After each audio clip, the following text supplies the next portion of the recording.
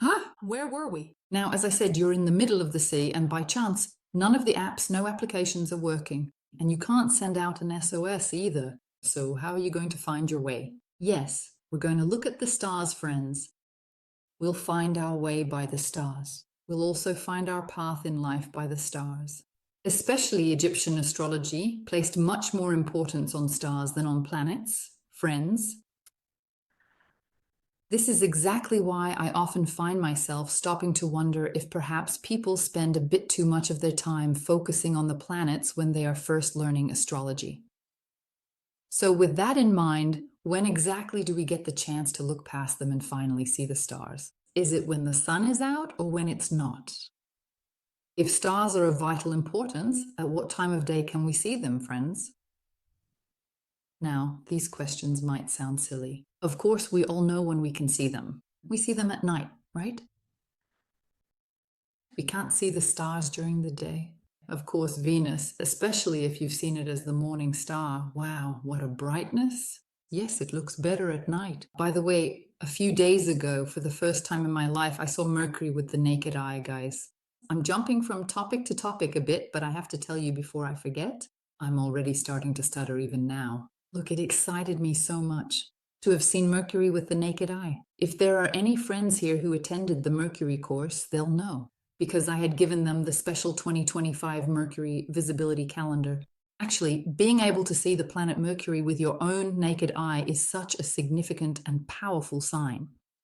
This is just because that specific planet appears on your personal astrological chart on paper, you simply cannot automatically assume that the planet was clearly visible to the naked eye in the night sky at the exact moment when you were born. Maybe it wasn't visible, but this has nothing to do directly with being in the heart of the sun or being combust. There is a concept called invisibility. This isn't explained in other types of astrology either, friends, because normally you can't see this on charts.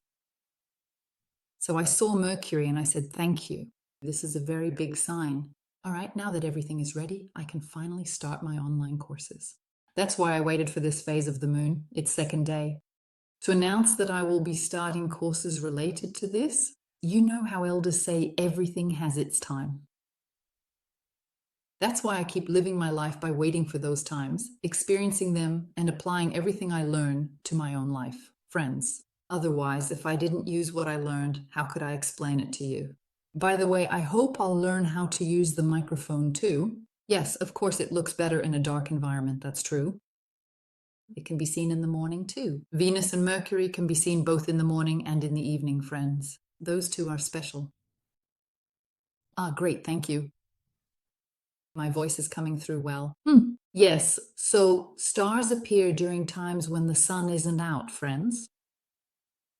If stars are of vital importance, like in the example I gave where you're lost in the middle of the sea and nothing is working, of course you'll find your location by looking at the stars. It's a matter of life and death, but the sun isn't there. Look, this ancient knowledge that will help us in matters of life and death begins when the sun is not present. The knowledge of the stars starts when the sun is gone, when the night sky is dark. So the Sumerians and Babylonians said, then for us, the day begins when the sun sets. How? That is why, according to the lunar calendar, the new days begin right when the sun sets, my friends.